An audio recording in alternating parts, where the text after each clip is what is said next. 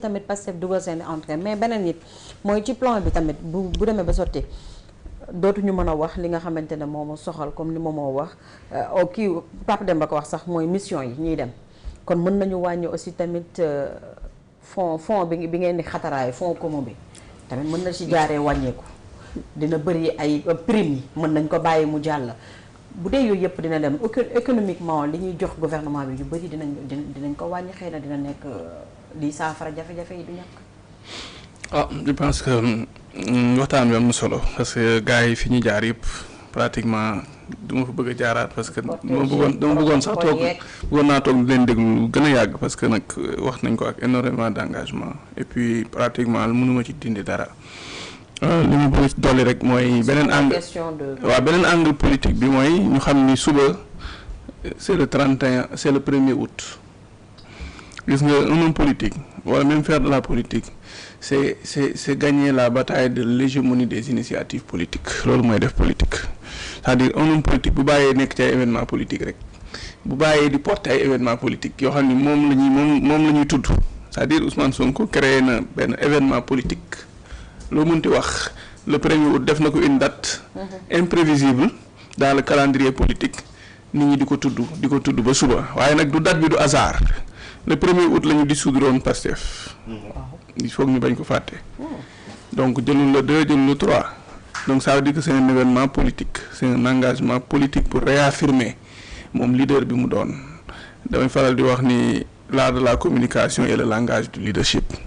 donc moom leader politique la leader d'opinion la et loolu nag du ci teggi tànkam bi ci des ni ma sama doom baay di wax damay wax histoire ak géographie wax na dëgg le 1er août mooy le début de la première guerre mondiale donc le 1er août lu bëri ba première guerre mondiale si la Allemagne déclaré la guerre à la Russie donc le 1er août bëri na événement yu mag a mag mu guma ci topp waaye am na bu ma ci neex bi ma demee Égypte laa ko xam ñu ne ma Cléopâtre ci la xaru en tout cas li tax ma wax première guerre mondiale mooy guerre la bu ñu am ak économie ndax quand même boobu ba tey Sénégal tabax na nation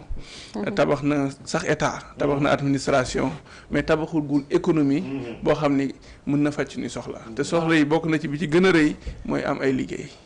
donc fondamentalement et li nga xam ne nag beesul redressement dañ ko wax ci tubaab mais mooy jubbanti donc jubbanti ñu ngi koy wax boobu ba léegi et maintenant léegi dañ koy mettre en œuvre nag parce que bi ñu commencé engagement yi ñu jëloon muy engagement yu fort dans l'opposition bokkoon na ci réduire les trains de vie de l'État tey bokkoon na ci lu Pastef daan jooy di ko jooytu di ko jokkar bi Macky Sall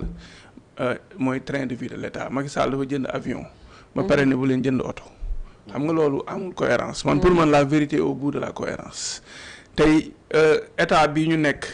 lii ñu leen dal ni bi mu dalee Mexique le président Juan Manuel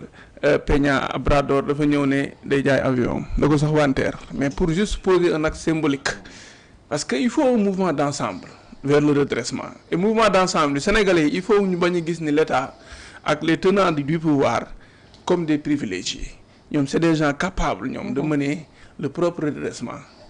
contre leur propre confort donc président Mexique taxaw Mexique ñu ëpp doole fuuf at benn Boeing la jënd 387 millions de dollars jaay ko 92 millions de dollars au Tadjikistan c'est-à-dire état bu gën a suufee la ko jaay donc jël ko nag xaalis bi dem tabax ci ay centre de santé et cetera gis nga un redressement c'est un ensemble de mesures économiques politiques sociales et j'en passe moom la ñuy jël pour jooyanti benn situation bu taxaw et loolu nag li ci Pape Demba wax Pal di wax ko je pense moom la moo wax pratiquement beaucoup plus politique mais nag fondamentalement mooy luy waaj diggee lu waaj di yoo da koy ndoro waaw gis nga dafa am débat boo xam ne mi ngi fi sax ñuy wax déficit budgétaire di wax dette publique yooyu bu subaa dañoo ñi ngi xaar ci président Ousmane Sonko wala premier ministre c'est selon parce que date bi moom mën na koo def président donc lu mën a xew mi mën a xew 1er août moom président Ousmane Sonko bu ci waxee dina saf Pastef parce que 1er août seen date la dafa symbolique tànn ñu beneen date moi je pense que c'est une façon à partir de demain de mener une guerre de reconstruction politique. Gis nga le futur Paul Valéry moo ko doon wax nee na le futur appartient à ceux qui ont le courage de reconstruire le présent. Gis nga le courage de reconstruire le présent mooy parfois yow nga ni lii laa bëggoon wala lii laa waxoon waaye li ma gis nii lii la ma laaj. Et loolu je pense que loolu laay saluer ci liy xew suba mooy cette humilité dans le fond parce que nangu nga nag parce que mënoo continuer lu ñu wax rek li ma fi fekk non da nga waxoon ni lii moo fi nekk ba ñu jox la donc fondamentalement ñun bi ñu lay jox xamoon nañ ñun ñëpp ni li fi ne neexuñu ci doxalin yi dafa war a bokk ci réforme yi et fondamentalement il faut nga indi ay solutions ci li nga fi fekk donc loolu et c'est important gis nga bi ñuy fal le président Roosevelt ñu ngi ko fal au cœur de la crise économique des années 30 ñu jox ko réew moo xam ni maanaam yàlla faillite boursière ñu ne Wall Street daanu na américains yi pour ñu généraliser la crise il a fallu ñu rapatrier même leurs capitaux placés dans les banques européennes donc mu ne ñu ne ko jëlal réew mi ñu jox ko réew mi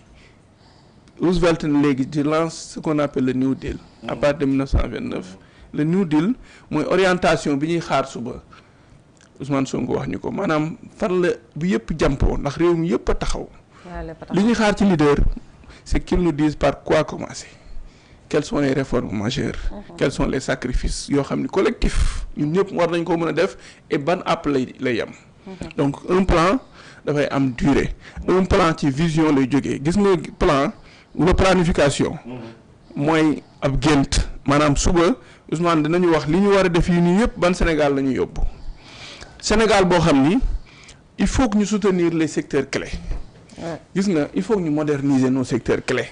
mënuñoo génn ci Sénégal boo xam ni maanaam Dakar moo moderne te Dakar moderne bi fi am mooy un mal vivre urbain maanaam les gens souffrent à Dakar y a un mal vivre boo génnee Dakar da ngay noyyi donc et Dakar boobu moo ngang suñu économie un Sénégalais sur 4 continue de vivre ici à Dakar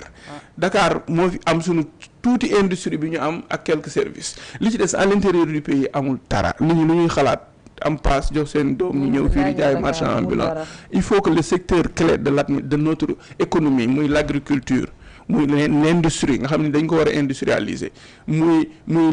la pêche muy l'élevage muy le numérique tous ces secteurs là il faut ñu xool dëgg-dëgg yan orientation la ñuy jox pour moderniser ko suñu production locale yi il faut ñu xam ni dañ ko war a transformer fii ci Sénégal te loolu mooy ngi industrie gis nga Roosevelt bu muy def son plan objectif bi mu am moom mooy mu réduire automatiquement rapidement le taux du chômage nee na dama koy jëlee 35 yóbbu ko 15% te deuxième guerre mondiale ko yàqal te boo xoolee li tax Amérique njëkk a dugg ci seconde guerre mondiale mooy dafa bëggoon a compléter son plan de redressement japonais yi xam ni bu ñu bàyyi Amérique ci situation bi bu ñu paree guerre moom mooy diriger le monde ñu dem attaquer le 7 décembre 41 la base américaine située sur le Pacifique Pearl Harbor donc fondamentalement ñoom xamoon nañu seen plan fan lañ ko teg ci yan secteur la ñuy commencer fan lañ jëm les déséquilibres régionaux il faut que Sénégal jóg ci tout de suite ils nous ont parlé de pôle yooyu de pôle économique de pôle territoire pôle yooyu dañoo war a dessiner léegi pôle yi lan mooy seen ay configuration yan mission la ñuy am lan la ñuy am ban vocation économique la ñuy am et fondamentalement foofu la ñu war a jëm li ci des nag la rationalisation des dépenses publiques tey man dama jàpp ni ce n'est même pas patriote dans un pays comme ça nga gis benn DG bu taxaw ne day fayeeku 7 millions te xam na ni ñoom mënuñu ko te duma ko wàññee te xam nga lu tax nous sommes en guerre économiquement ils ont pris le pays te waajaluñ ko ñoom te parewuñu et c'est normal ça peut arriver Mao bi muy jël la Chine après 22 ans de guerre civile la def amul benn document bu mu excès au pouvoir pour transformer la Chine da doon taaba mujj gi mu dem ci Staline àbb ko son plan mooy lu ñuy wax le moule stalinien et lu mu jur un rejet massif mu def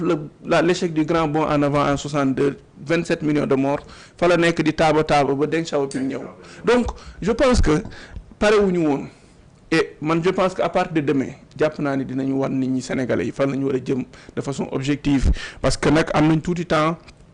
am na yoo xam ni parti au pouvoir parti bi fi nekkoon wala le régime passé du leen ko fi bàyyil de. bu ñu ñëwee ñoom ñoo koy reconstituer seen bopp. gis nga même les postes yi nga gis nii les postes de nomination yu mag yi bëree bëri yenn yi ak yu sew sewaan yi am na ci ñoo xam ne bi ñu ñëwee ñoom gisuñu ko dañuy dem reconstruire ko tabaxaat ko parce que état dafa doy waar dafa voilà gis nga Hugo Chavez men looloo ko dal moom it dafa xeex ba jot réewam bi mu ñëwee moom dafa nangu ni dëgg parewul woon indiwul dara donc ñoom fii la ñu waroon commencer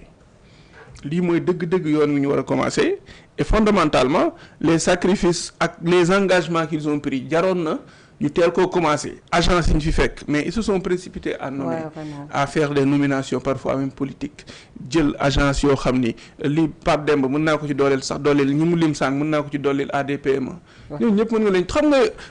le fonctionnement de l'État lu tax mu metti tey boo jëlee ñetti agence na créé ko directeur bu nekk au-delà du salaire dafa am les avantages en nature pratiquement mënoo ko tënk ndax ci ay mission lay nekk ci ay oto lay nekk oto yi seeni entretien